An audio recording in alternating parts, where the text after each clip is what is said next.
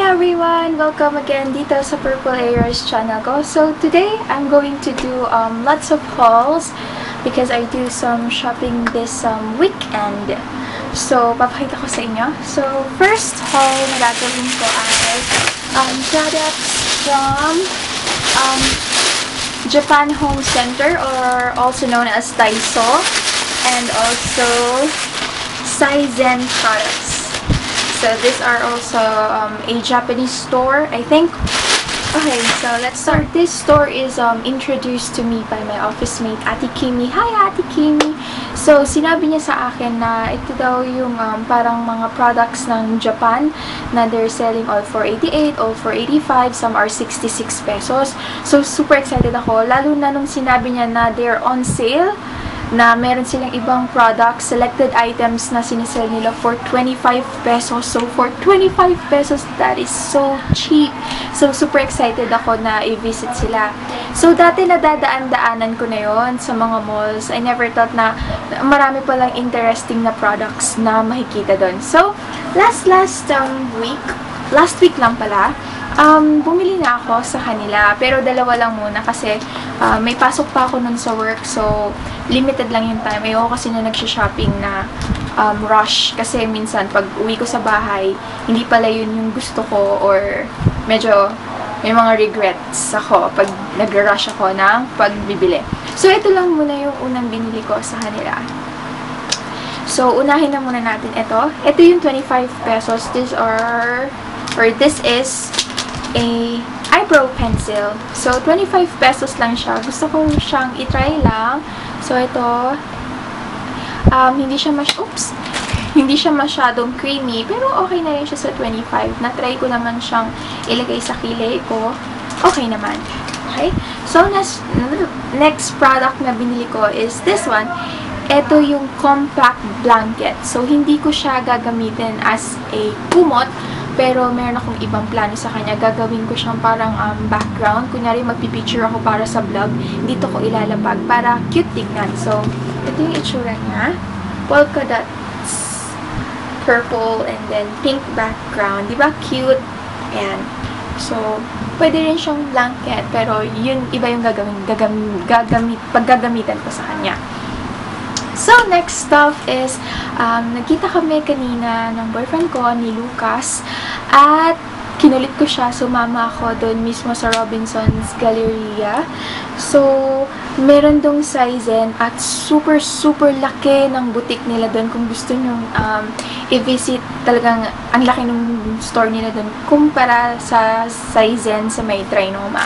So, moving on, ito yung mga binili ko sa kanila. So, yung mga products nila are for 85 pesos. Pero sila din yung may tag to 25 na nag-sale. So, tignan natin yung mga products na binili ko sa kanila. So, unang products na binili ko are shades. Pero hindi ito. Kung hindi nyo alam, super mahilig ako sa shades. Nagkukulik ako ng shades, yung mga unique tignan. Lalo yung mga malalaki yung shade, malalaki yung pinaka lens or whatsoever. Gustong-gusto ko yun. So, moving on, nakabili ako ng dalawa. Tatlo sana yung gusto ko, kaya lang inisip ko na do I really need it? Do I really need it? Tapos yung isa, medyo common naman na yung itsura niya. Kaya, itong dalawa na lang yung pinili ko. So, para silang 85 pesos lang. So, super nice. So, ito nakikita ko to sa mga online shop. Minsan na akong na-tempted na bilhin siya. Buti na lang hindi kasi they're selling this for 250 or 200 something. Tapos, sobrang nakakatuwa nung nakita ko siya dun sa may sabitan ng mga shades. 85 pesos lang siya. So, isusukat ko. Alisin ko muna itong isa kong shades. So, medyo madumi yung glass niya. Pero, okay lang. Ayan, diba? Cute! Cute ba? So, ayan. Ito yung parang nerdy Korean thingy na shades. Diba? Anyo sa'yo! Okay. So, next shades is this one. super gusto kong magsuot ng ganito. Ito ata yung aviator shades. Pero dahil pango ako, hindi matangos yung ilong ko, nahihirapan akong makahanap ng talagang sasakto na frame sa mukha ko. Kasi minsan, alam mo yan, parang laglag na laglag kasi ako'y pango. Okay, so ito yung itsura niya. So, isusukat ko para makita nyo. Oh, anong itsura niya? Pag sinuot. So, wait lang. Tan! Arte? Ayan. So, tingin ko naman, saktong-sakto siya sa ilong ko. May sabi ng tatay ko, may napagsasabitan naman siya. Hindi naman siya nalalaglag. So, ayan. I love it. So, parang ang chick-chick ng itsura niya. Tapos parang, hindi naman ako maano sa brand na person, kaya okay lang sa akin kahit mura. Pero, yung dating niya is not very, parang mumurahin lang na shade. So, I like it. Tapos, medyo kita yung mata ko, kaya I really love it. Okay, so next product naman na tinignan ko sa kanila is yung mga accessories nila. Super mahilig ako sa accessories. Kaya lang, minsan yung mga accessories nila doon, maliliit lang na hikaw. Tapos, 85 pesos. Oo, mura siya, pero sa akin, medyo hindi siya mura. So, meron lang na isang accessories na nagustuhan ko. So, medyo naa-addict ako sa mga statement necklaces. Katulad nitong suot ko. Ito, pinurchase ko siya sa online shop sa CV Perfection. Nagawa rin ako ng haul. Kung gusto niyo check, ilalagay ko yung link down below nung video ko na yun. So, ito yung nakita ko sa Saizen na accessories na super natuwa ako. Okay, so, ito siya. Kita niyo ba? So, ito siya. Kita niyo ba? So, ayan. Yung itsura niya. Dahon siya na may mga stones or parang brilliantes. So, ang ganda niya. Tapos, pag sinuot siya, ganito yung itsura niya. So, very elegant, tapos vintage looking, kaya nagustuhan ko siya. So, ayun. So, ano pa ba yung ibang product? Okay. So, next na pinuntahan ko naman is yung sa mga snack section nila. So, lagi ko itong nakikita sa Tumblr. Tapos, maraming tao ang favorite to. Pero, hindi pa talaga ako nakakakain ito. Gusto ko lang i-try. So, ito yung Pocky. Pocky. Kinuha ko yung strawberry flavor. So, 2 for 85 pesos. Tapos, merong libre dito. Nakalagay biscuit stick coated chocolate flavor. So, siguro parang maliit na biscuit siya. So, excited ako i-try. Okay, so next product is nagpunta rin ako dun sa mga hair accessories. Tapos, ito yung pinurchase ko. So, gusto ko na rin gumawa ng mga hair tutorials dito sa YouTube channel ko. At tingin ko super magagamit ko to. Ito yung itsura niya. So, ginagamit siya pag naka-high bun ka. Tapos, i-wrap mo. Para, alam mo yun, may style yung bun mo. Hindi lang siya messy bun.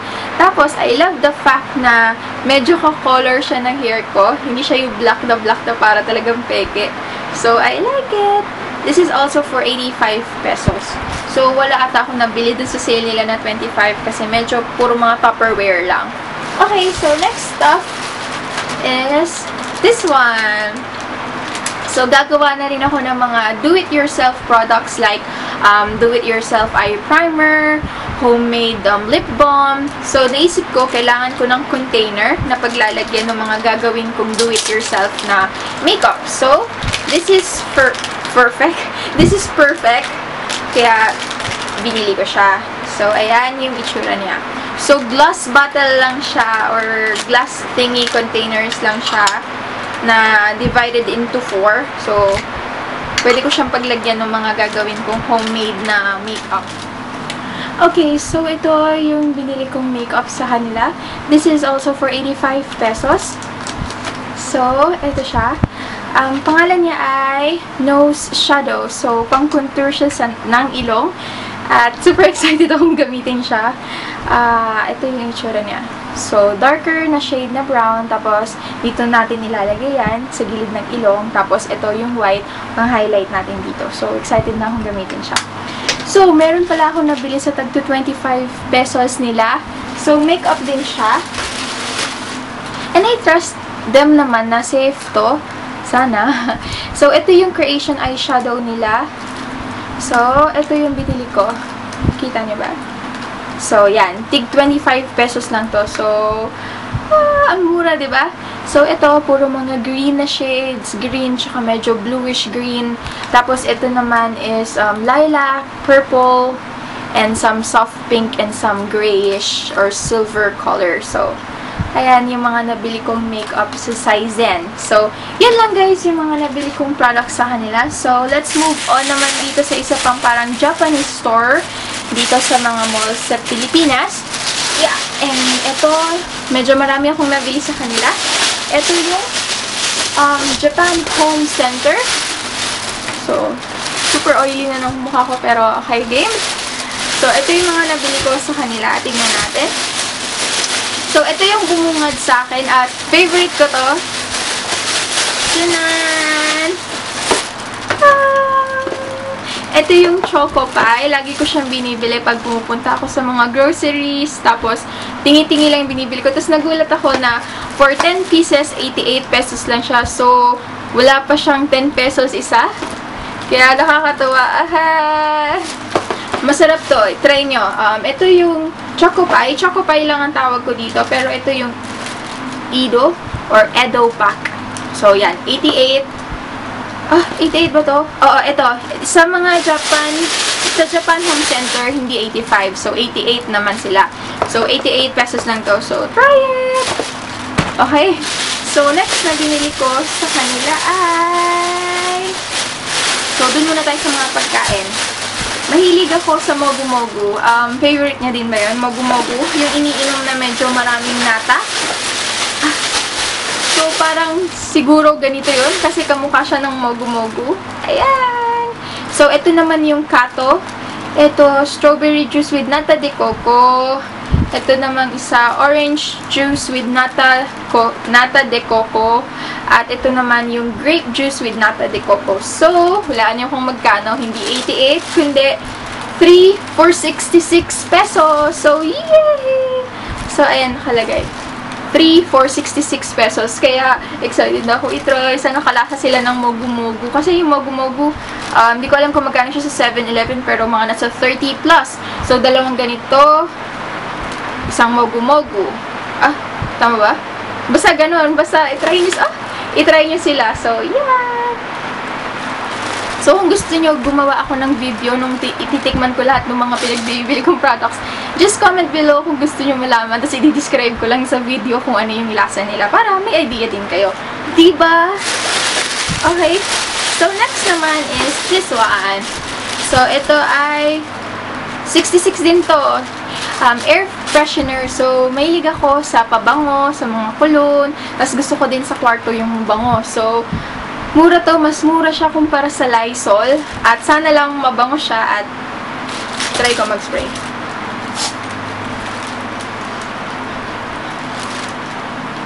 Ang bango. Amoy para siyang pulbo na lavender. Isa pa. Mabango siya. So, yung kinuha ko, syempre, purple. Dahil favorite color ko yung purple. Yung floral bouquet. Mabango siya. Try nyo. 66 lang. For how many ml? Basta. Try nyo siya. Okay, next stop na binili ko ay this one. Ang cute! So, ito naman is yung ayan, heart mug with cup and spoon for 88 pesos. So, yay! Gusto nyo ba? Tingnan natin. Gusto nyo bang makita? Okay.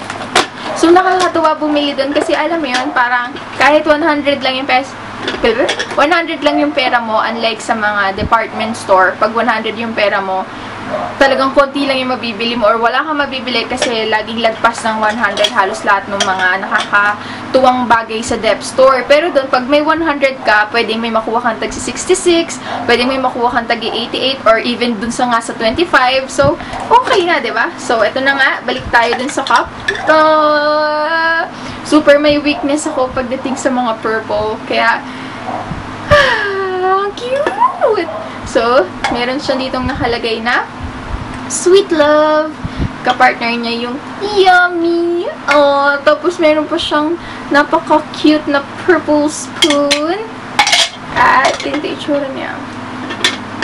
So, pinag-isipan ko pa kung i-stay ko siya dito sa bahay o dadalhin ko siya sa office. Pero dapat dalawa pala kinuha ko. Sayang, parang okay. So, enough of that. Let's move on. Dun na sa last purchase. Tama, last purchase.